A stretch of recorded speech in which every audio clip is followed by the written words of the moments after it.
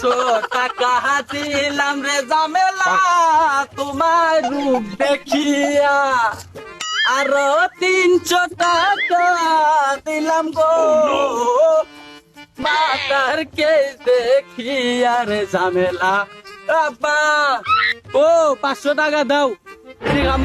মন্দির বাটা আইছে আমার কাছে টিয়া নেই আমার টিয়া দে বিড়ি কিনা খাইবো কামে করলে তা আসতে পারে না বাটার মধ্যে কবে কই ইট গুনা তুলে তার নেগা তা আসতে পারবো না ভাই যা তাড়াতাড়ি যাই ইট গুনা তোলে গা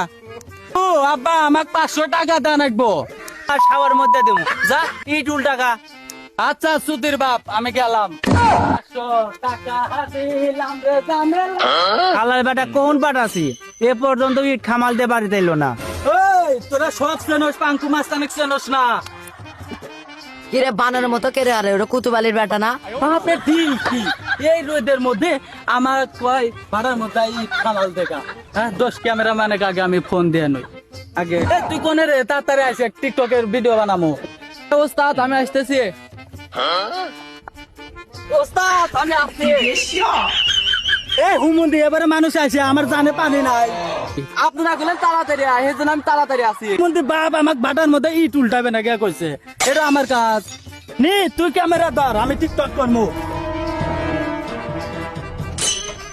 ওস্তাদ তিন লোকেশন ভালো ইনে ভিডিও ভালো হবো হুমুন্দি মানুষ এইভাবে কয় আমার রাস্তা তো পানি নাই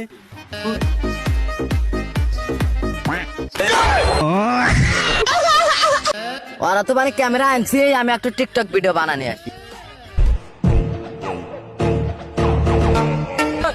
এ গেদা তুই নাচস কে তুই কেরা আমি আলা টিকটক বানামু বানা ও সাথী রে তোমায় সারা ভালো লাগে না